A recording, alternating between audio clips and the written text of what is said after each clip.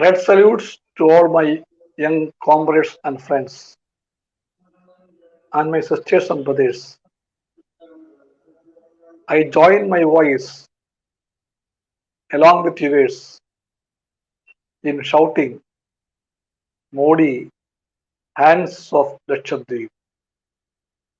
This slogan is the slogan and the voice of the people of India. After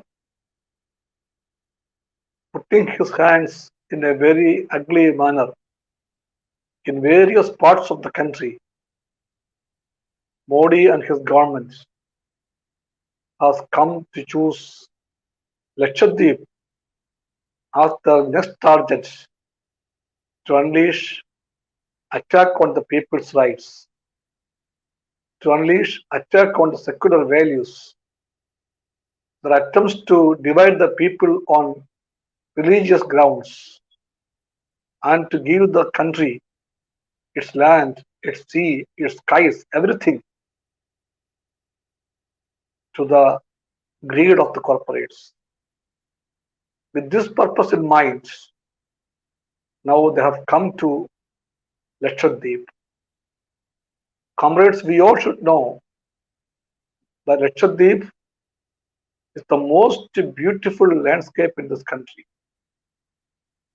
And due to obvious reasons, it is mostly a less known place in our big country.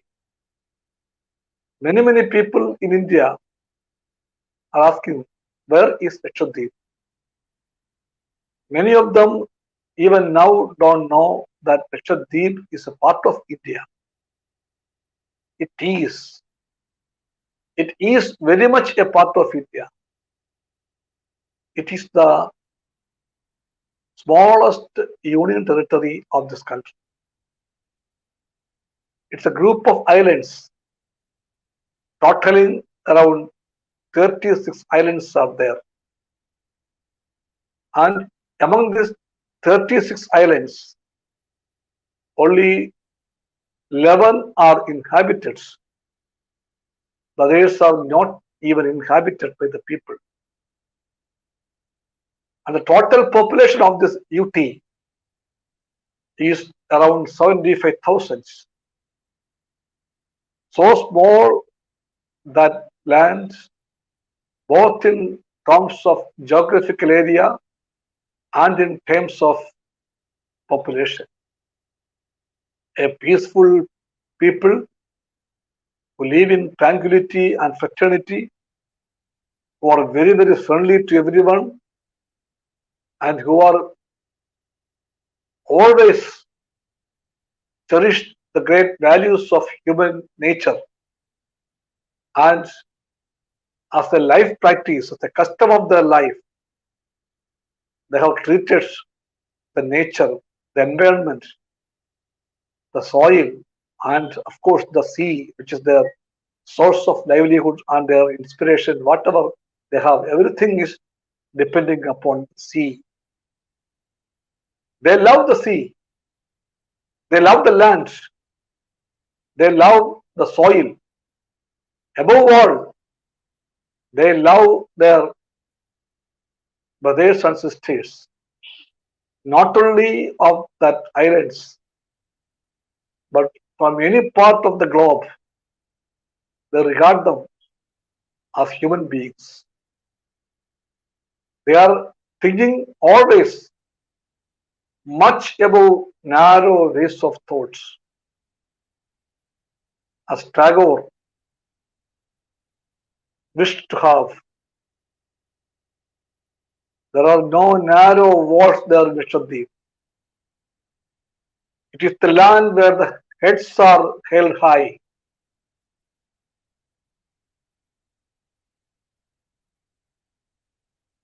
And Lakshadweep is such a land.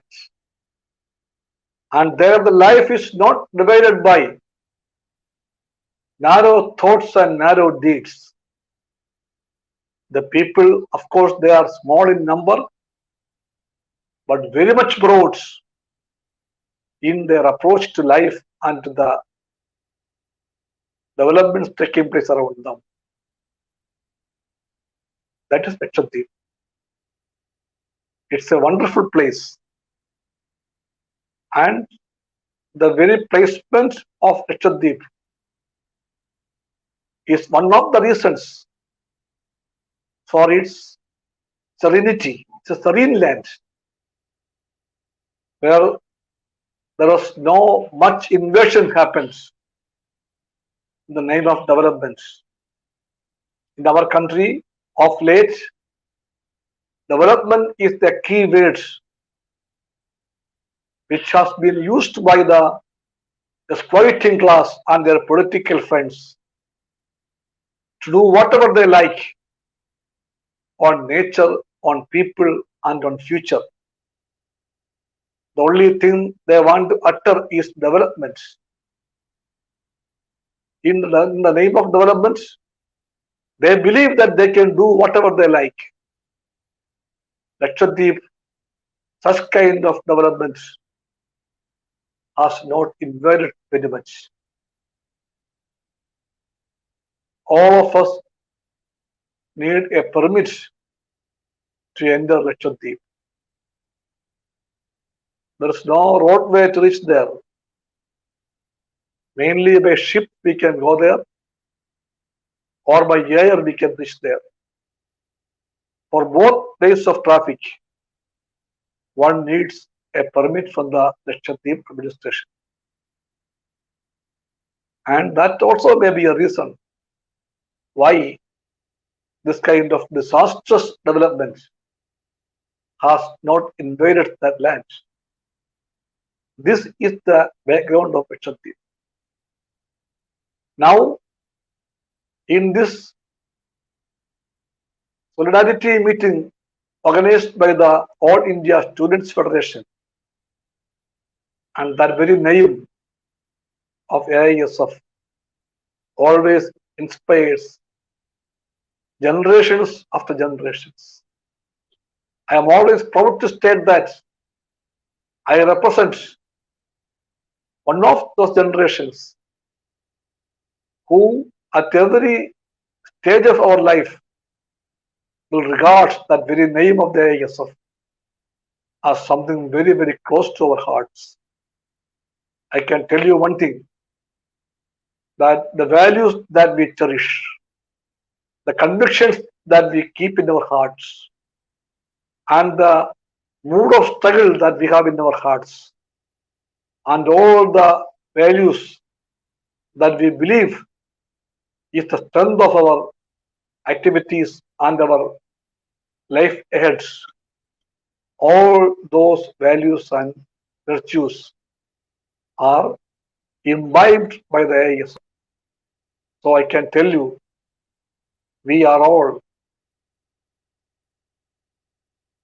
children of the AISF with all its great traditions and heritage. So we know the meaning of freedom because AISF was born in the lap of freedom struggle of this country. So we know what it is. We know the meaning of fraternity and togetherness and oneness and unity. We know it. And we know the diversity of this country. The Britishers, the colonial masters and their financial gurus of the world in those days, they came with a strategy of divide and rule to split the people in the name of religion as Hindus and Muslims. The history of India is that we failed them, we defeated them, and we as Indians fought them as Indians, irrespective of being Muslims or Hindus or Sikhs or Christians or Jains. The freedom movement taught us the meaning of being Indian. And from that movement, AISF learned those lessons. Lakshadweep people also know those lessons, not from the AISF, but from their very life experiences they know it. The meaning of freedom and togetherness they know. United they are. And in this platform, organized by the AISF, let me begin with the story. Let me begin with the story of Aisha Sultana. She is a young lady of Lakshadweep. Lakshadweep has its culture, its talents, its songs, its form of dances. Everything is there. And Aisha Sultana, the daughter of that culture, she became a talented filmmaker. And she is known all over Lakshadweep, and many people in Kerala too have noticed the upcoming talents of aesthetics from the island. We know her that way. What is the story that she has to tell us? In a small meeting last week, organized by the friends of the people of Lakshadweep and their struggle, this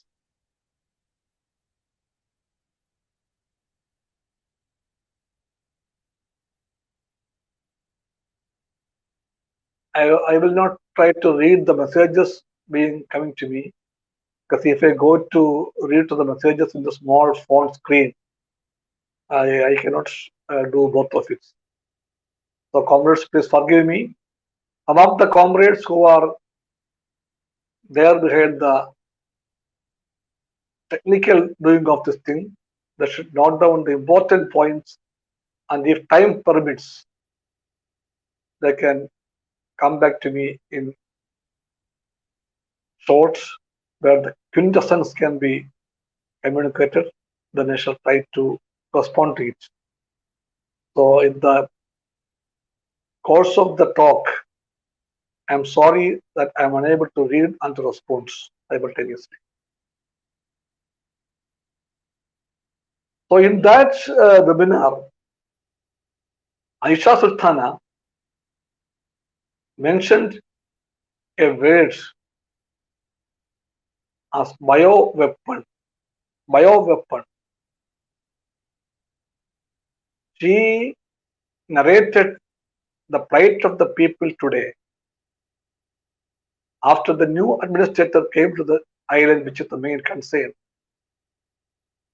His name is Praful K. Patel, a BJP man,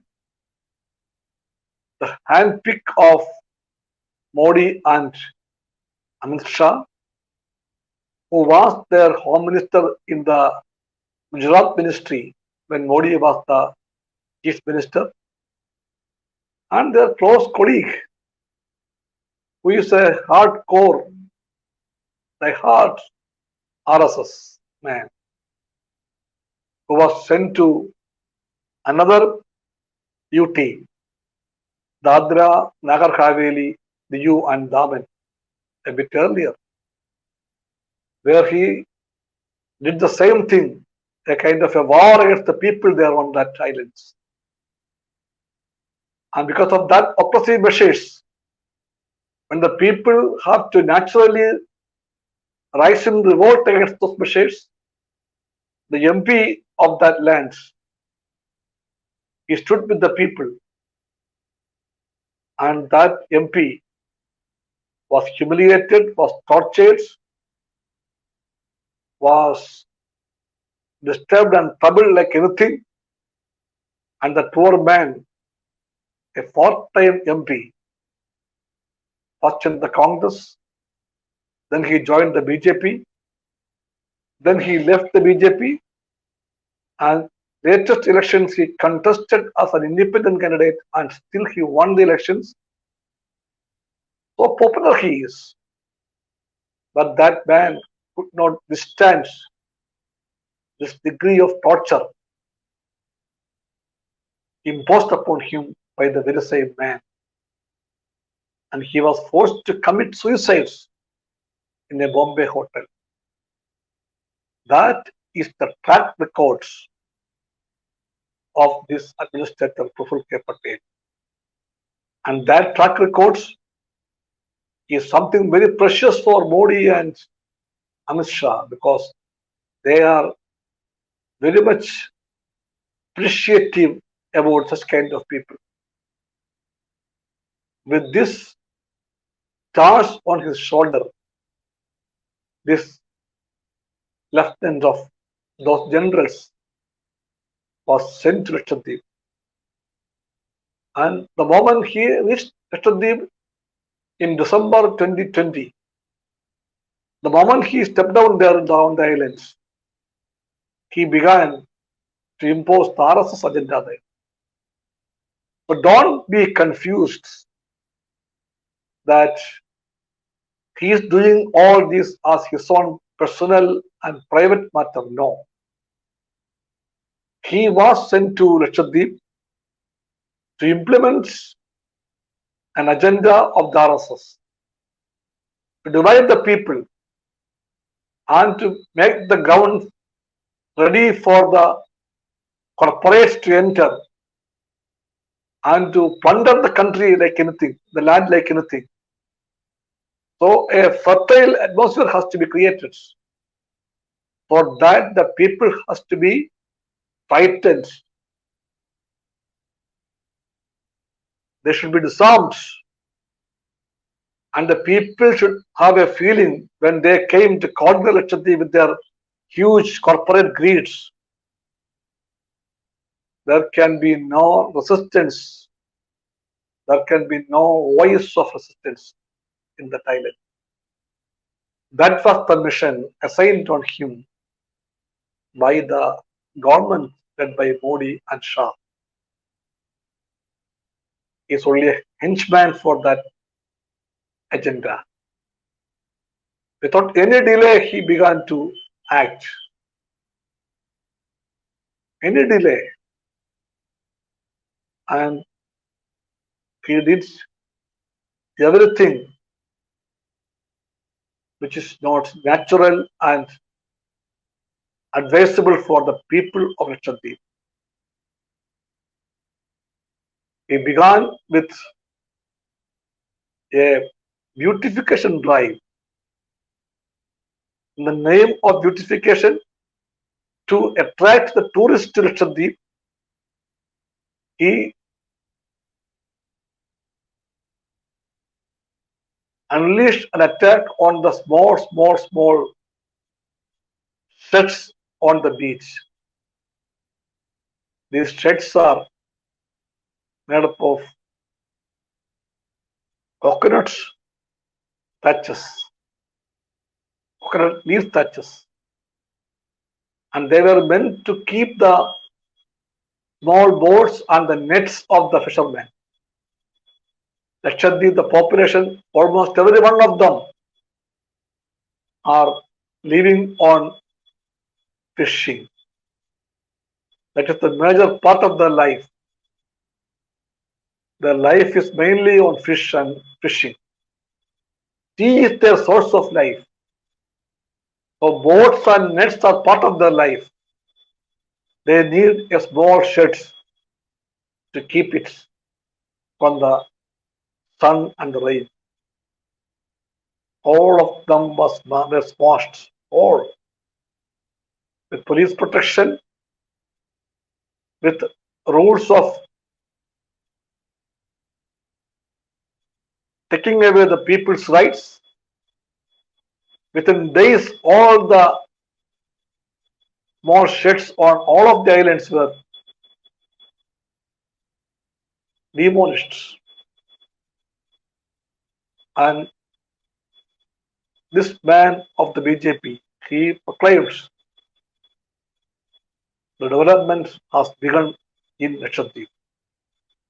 Development, by denying the people their livelihoods, they claim that they are making developments.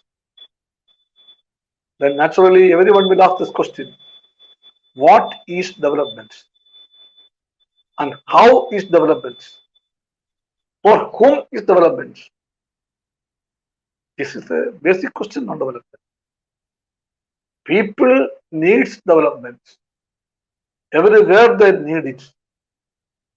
It is the right also. In Lakshadweep also, the people needs development. Development is the right of the people of Lakshadweep also. But they decide by their own, in a unilateral way, that this is development. And for the Modi and Shah companionship, development is nothing but corporate profits is the main goal and the main way of development for them. So they want to snatch the land of that islands, trying on the lands and making huge concessions there, where they can invest money from all parts of India and from outside India by the corporates.